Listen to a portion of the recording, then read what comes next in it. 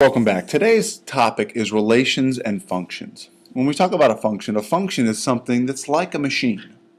And a relation is what we use to get there. And so a relation is an ordered pair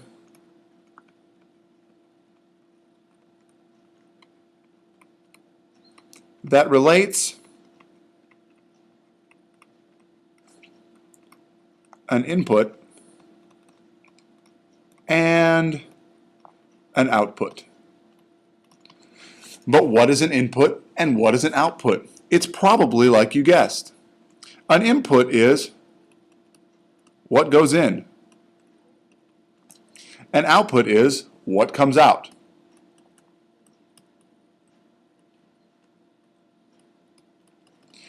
What do they go into? Well, when we have our function machine does something very specific. When you put something in, something comes out. It's like one of those machines at the zoo where you put the penny in and you crank the wheel and you crank the wheel, and out on the other side comes a little plaque with like a giraffe on it or something. That's what a function machine does. And so I'm going to put in some numbers and we're going to organize them in a chart. So here, for example, I'm going to put in a 2. What would come out of my function machine? So I put it on the conveyor belt, 2, and it goes through here and it does its thing, and out comes 5. So that's an input and an output. So the ordered pair for this one is going to be 2, 5. Let's try another one. I'm going to erase. You can just add it 2. What if I put in, say, 4? So let's just start like this. 2 comes out 5. 4 comes out 7. So my next input is 4, and out comes 7. When I put in -1, out comes 15. So -1, out comes 15. What about if I put in 0? When I put in 0, out comes 0. So 0, 0. So I've got a set of ordered pairs here. So it's 2, 5, 4, 7, -1, 15, and 0, 0. That's my function machine.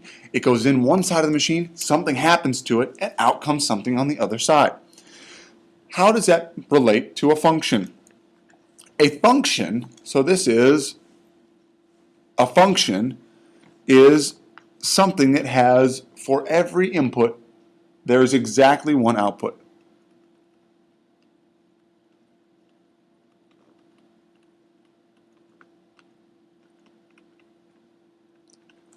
For each input, there is exactly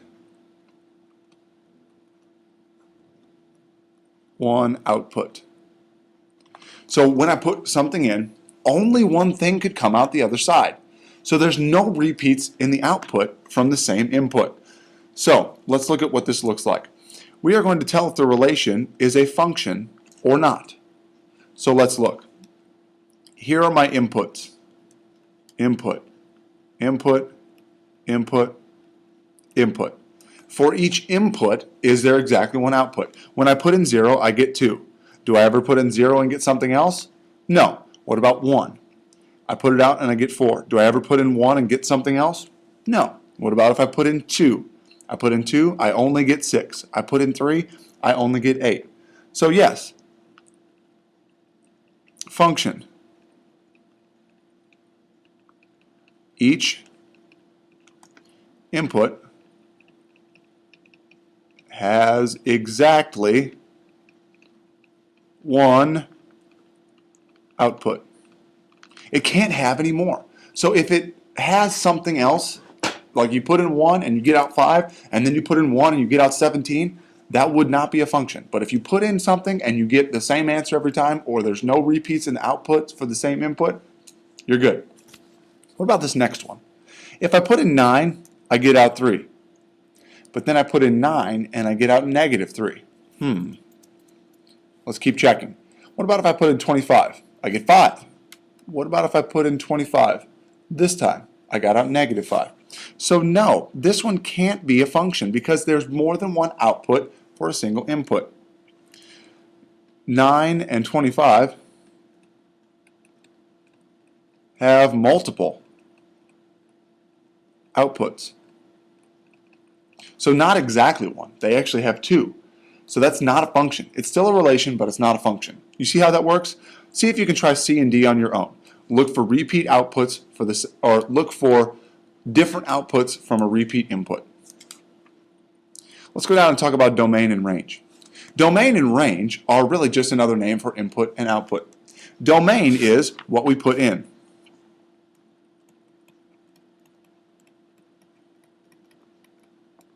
We could call it input, and these are the X values. So that's what goes into the function machine. The range is the set of all possible outputs, the Y values, typically. So when we put something in, that's the domain. The range is what comes out. It's all of the values. So the domain is all of them. The range is all of the outputs. Where are we going with this? We're going to start looking at graphing these functions, but first we need to be able to come up with an equation that's going to help us relate these things. Given a table of inputs and outputs, some of you can look at them and say, okay, the rule is you add 5, or the rule is you add 7. I'm going to show you a system for doing this. Here's the system. Number 1, when we take this input-output table, we are going to use it to find a rule that relates X and Y. So what do I do to X to get Y every single time? Here are the steps. Step 1, find change in output over change in input. Step number 2, we are going to substitute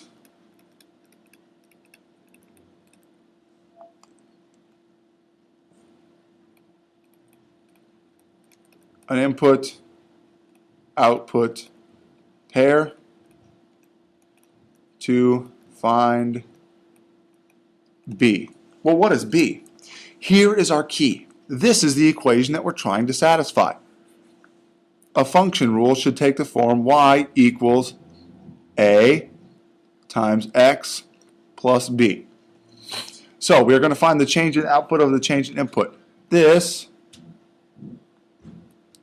is A. This is going to be used to find B. Let's see how this works. I think you'll see how it works when we get going on it. Let's find A. Find A. That would be the change in output over change in input. Let's find the change. Here's the output. The change in the output. What does that mean? To go from the first output to the second output, we're going to add 2. This one we're also going to add 2. And this one we're also going to add 2. And this one we're also going to add 2. So the change in the output from one to the next, to the next, to the next is always going to be plus 2. What about the change in the input? The change in the input is always plus 2, plus 2, plus 2, and plus 2. So to get from one to the next, to the next, to the next, we always add 2. So A equals plus 2 over plus 2, which is really equal to 1. Let's find B. To find B, we're going to pick one of these pairs and substitute it in to y equals ax plus b. So we're going to substitute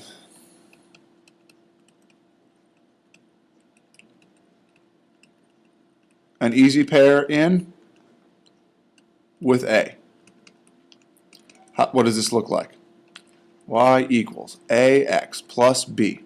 I'm going to substitute everything I can in.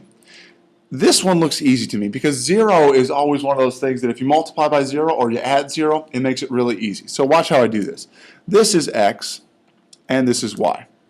Well, if I substitute 5 in for y, 5 equals a, which is 1, times x, which is 0 from my pair, plus b. Let's simplify. 5 equals, and 1 times 0 is 0 plus b, so 5 equals b. Let's put it all together.